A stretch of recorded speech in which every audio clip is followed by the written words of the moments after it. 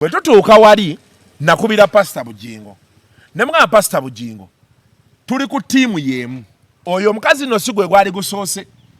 Ninawe nakyaza Pastor Sempa. Pastor Sempa n'ayogera byali ayagala ku Pastor Bujingo. Me, I don't have anyone who has money on my head. Nobody, I've never taken anyone's money.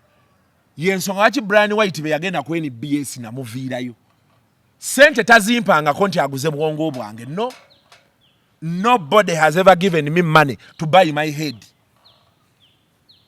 Era musumba na kimugamba. Ne mugamba musumba, wali ompaddeko sente nti ogula mutwe gwange nti nedda. You can't tell me who to host or not. It can't happen. Era Pastor Bujingo ayinza okuba yanyiiga. I don't know. He has never called me on any one day to tell me, why did you host someone anvuma? Oba njogerako. Actually sikumuvuma. Anjogerako.